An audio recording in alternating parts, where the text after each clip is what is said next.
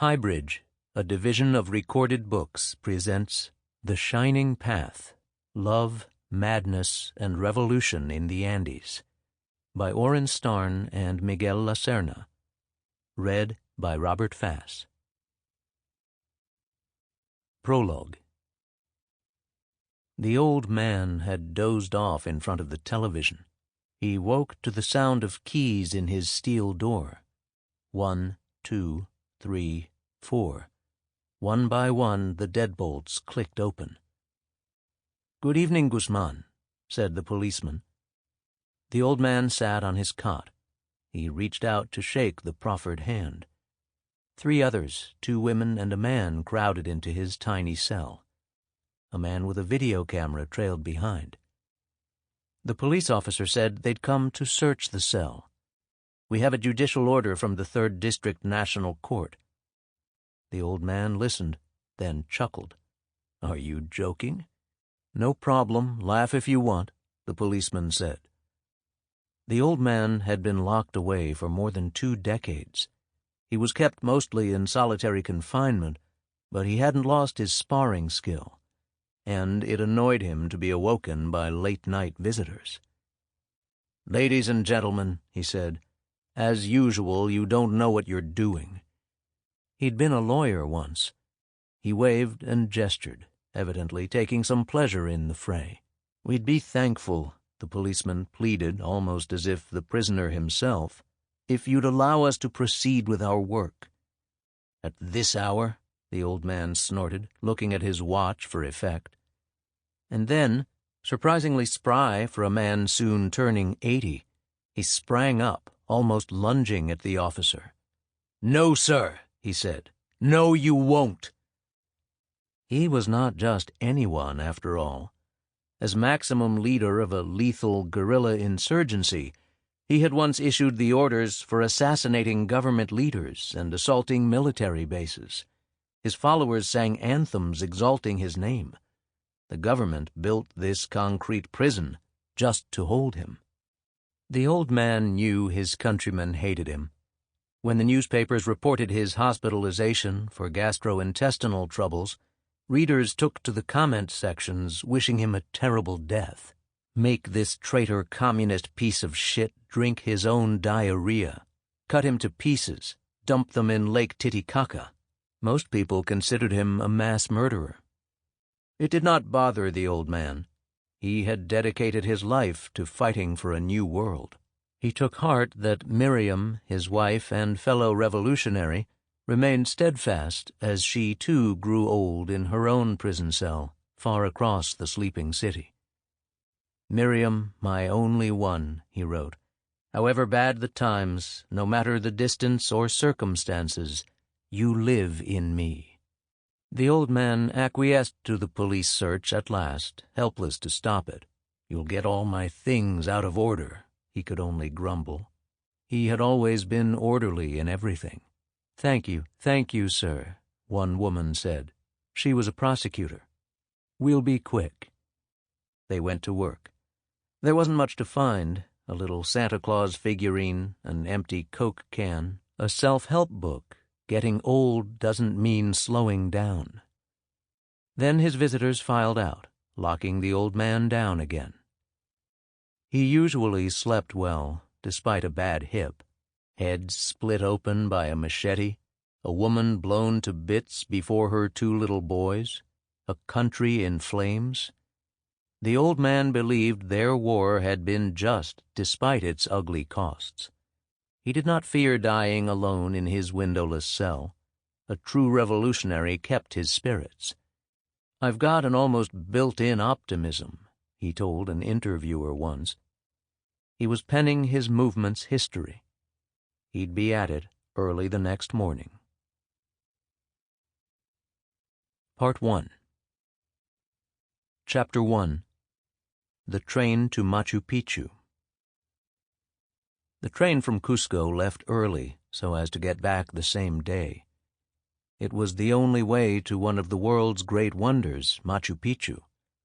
The fabled lost city of the Incas lay 3 hours away, down a twisting whitewater canyon where no road reached, A shuttle bus brought tourists the last few miles to the stone ruins perched so gloriously high above the Urubamba River.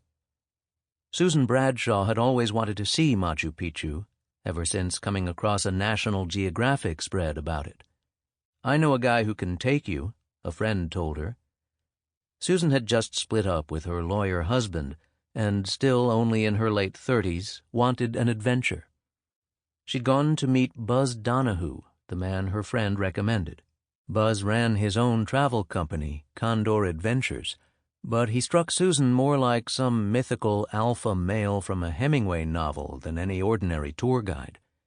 As a young man, he'd bummed from San Francisco to Santa Fe and Belize with stints in the Coast Guard and as an apprentice architect to Frank Lloyd Wright.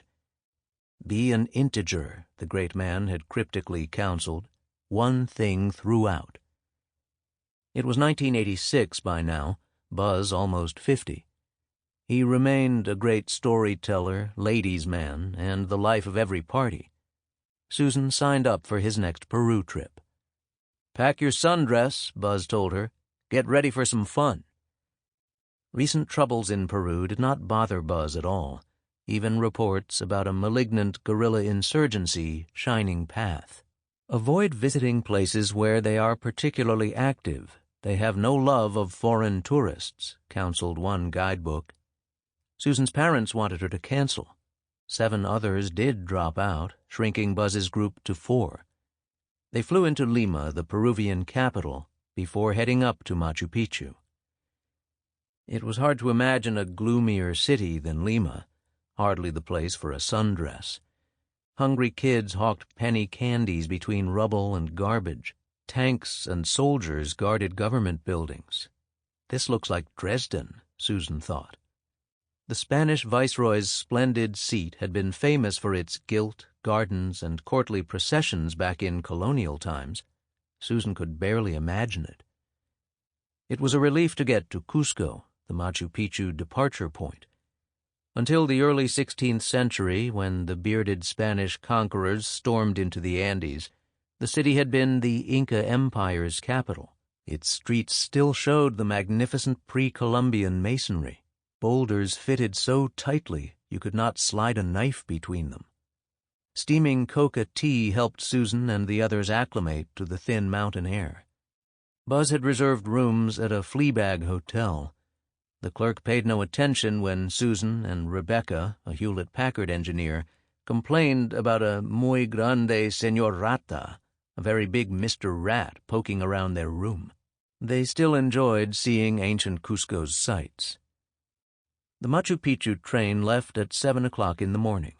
It dawned frosty blue, and by the station the open-air city market was already bustling with local shoppers.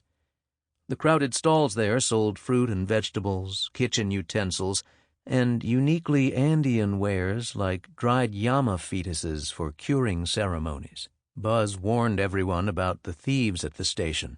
They could razor-slit a wallet from a gringo's backpack without anyone realizing it until much later. Susan and the others held tight to their things. Theirs was the direct tourist train, half empty on this morning. Younger Americans, Israelis, and Europeans on the hippie backpacking circuit took the cheaper local train, squeezing in between Andeans with their animals, packages, and kids. A pilgrimage to Machu Picchu had long been obligatory for modern-day seekers of every kind. Mother of stone, condor's foam, high reef of the dawn of man, wrote the Chilean poet Pablo Neruda. An awestruck Ernesto Che Guevara described the citadel as indigenous civilization's highest expression, a call to purifying Latin American revolution. Less politicized travelers found it a good place to drop acid. And then, just as Susan sat down, the bomb exploded. It rocked the train like a great Andean earthquake. "It's only an airplane! It's only an airplane!" a man across the aisle shouted. Screams came from the next car up. Buzz gallantly jumped over to shield Susan and Rebecca from the blast. Susan raised her head to see. "No," Buzz said. "Get down." He feared gunfire or more explosions. At last, they got up from the floor. Smoke and dust filled the car, blood streaking the windows. Stunned passengers stumbled down the aisle trying to get out. One man held his intestines in his hands. Susan learned later that the blast had killed 8 people. She got off the train with the others as a news photographer snapped her picture. That shot of a blonde American woman appeared on Time magazine's cover a few days later. Smoke streaked Susan's face, the mangled train behind her. The biggest Peruvian news magazine, Caritas, put the attack on its cover too. It reported that the bomb had been in a red backpack. A young man pretending to be a passenger left it in the luggage rack before descending from the train.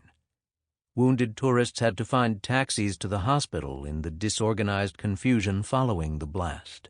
Yet more bloody, indiscriminate terrorist aggression by Shining Path, Caritas concluded. The train bombing did not surprise Gustavo Gorriti at all. Gorriti was a Caritas reporter assigned to cover Shining Path. This fierce rebel group wanted to impose a communist government in Peru. A former lawyer and philosophy professor, Abimael Guzmán, led the growing insurgency.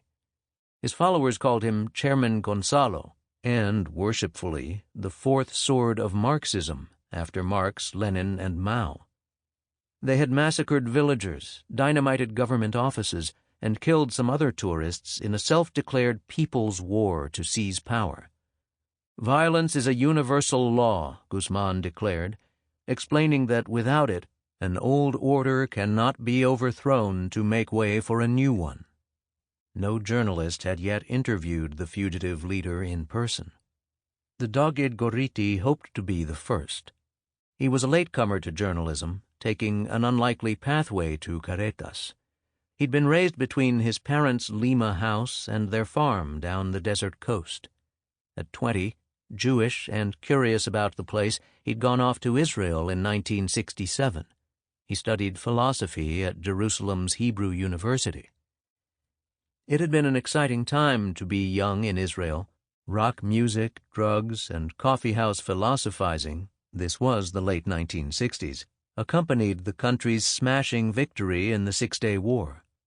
Gorriti stayed almost 4 years and had a child with an Israeli-born Mexican woman in a short love affair. He returned to Peru in 1971, a single father with his baby daughter in tow. There he helped his parents with the farm and fell in love with Esther Delgado, the daughter of a neighboring farm owner. They soon married, but Gorriti grew restless. He wrote some freelance newspaper essays and wondered about a full-time writing career. That would mean moving to the big city of Lima for good. He had been uncertain, especially about the finances. "Gustavo," Esther told him, "we'll make it work, and you'll regret it if you don't try." They left for the city. Gorriti tried drafting a novel. Then, the family savings almost exhausted, he looked for a journalism job. That might be the best way to write for a living. He landed an interview with Caritas.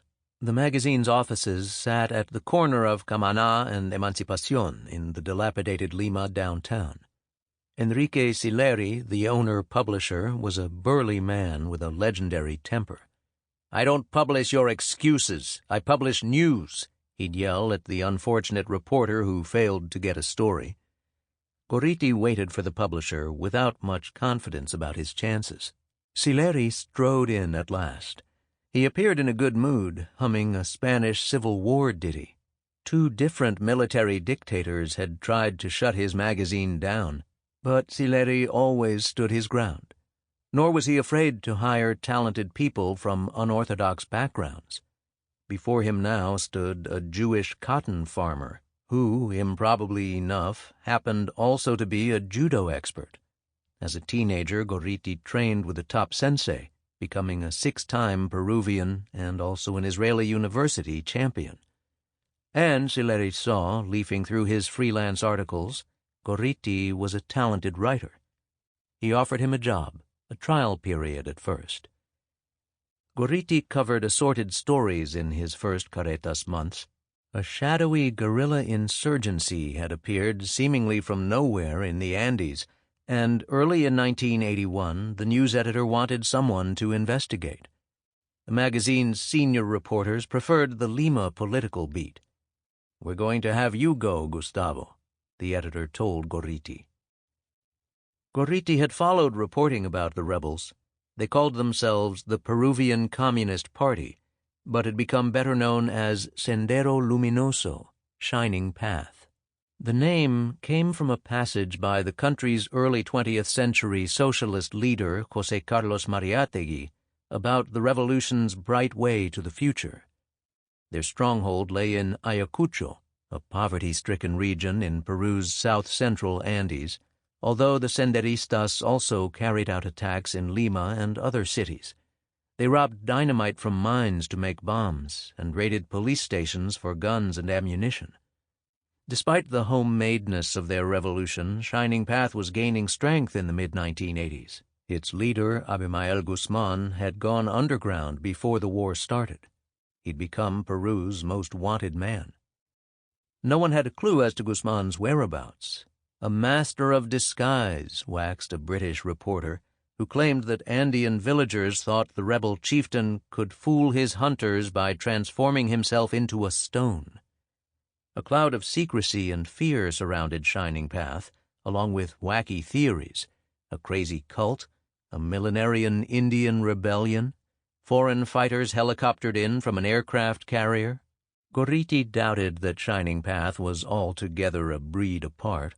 The rebels were communists, after all, and in that sense no novelty in the Latin America of Fidel Castro's Cuban Revolution and so many more guerrilla movements. They left their hammer-and-sickle flag next to bodies of executed informers splayed on the dusty roads. Gorriti knew plenty about Marxism and its many permutations. He was a red diaper baby himself.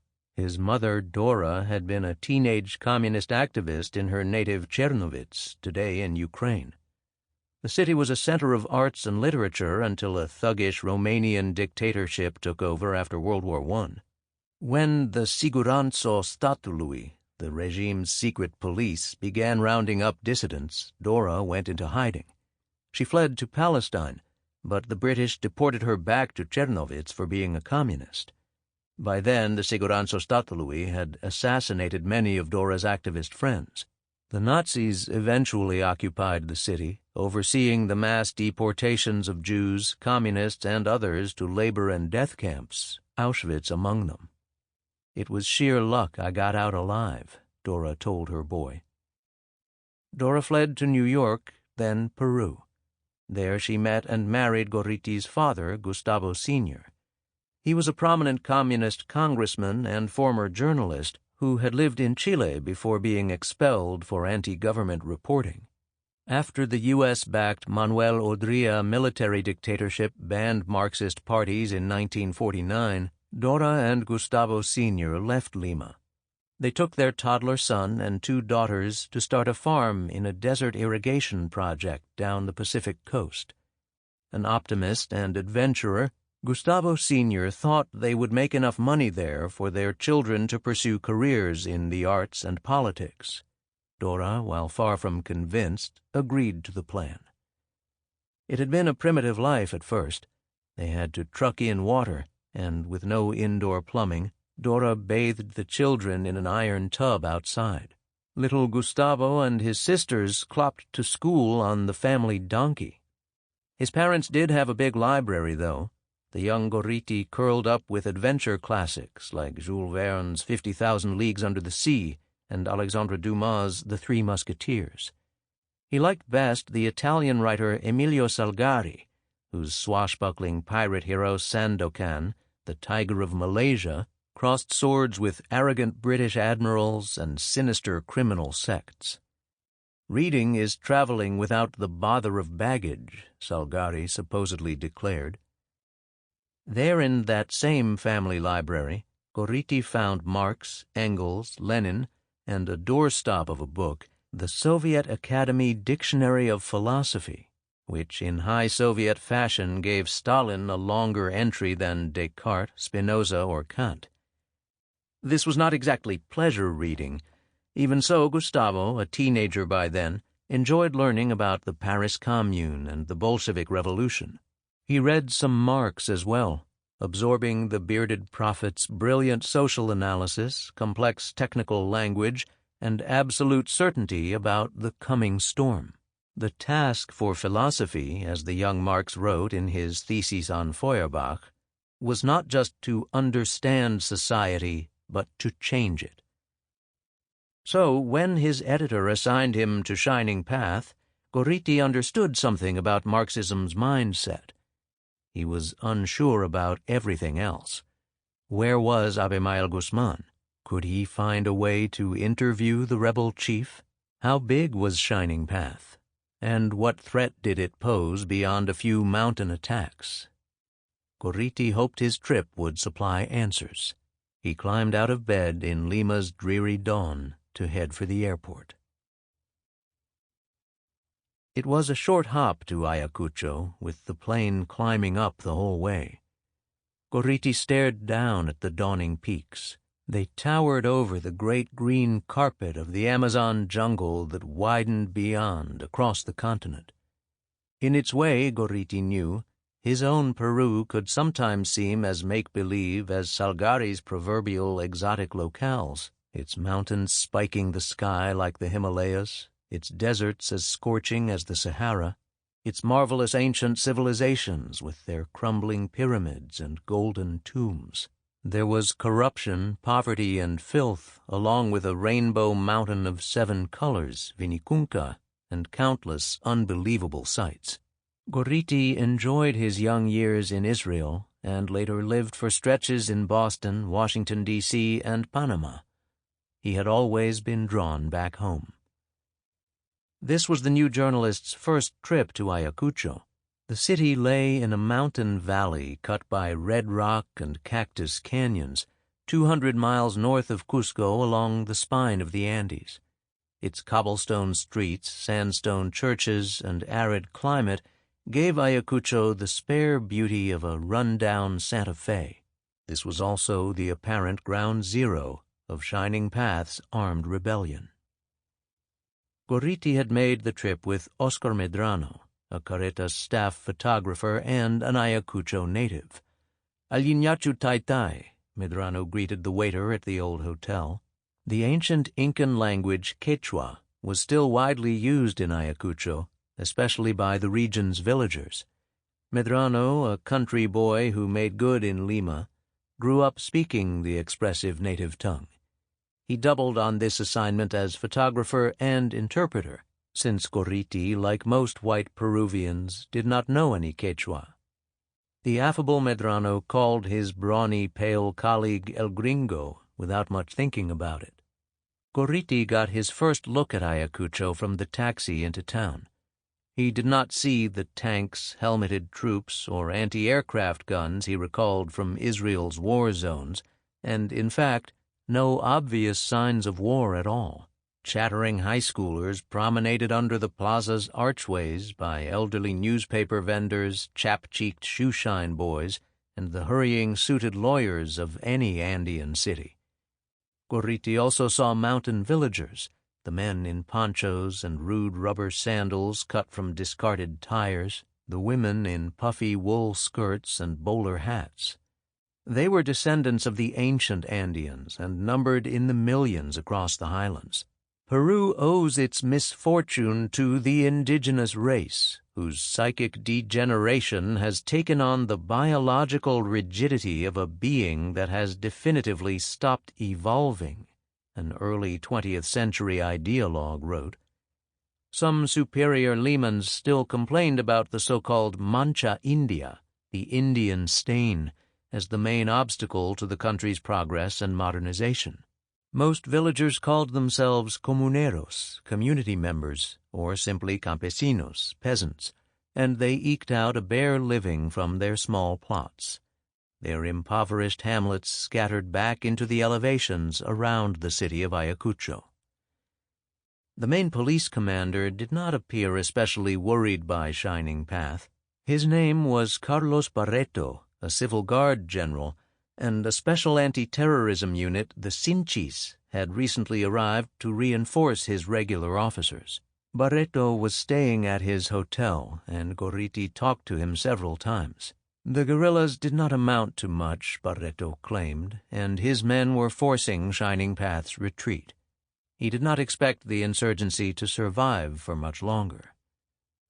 Only at night did Gorriti realize that, in fact, something was very wrong. The police had imposed a curfew, and when the sun sank over the mountains, the streets emptied instantly.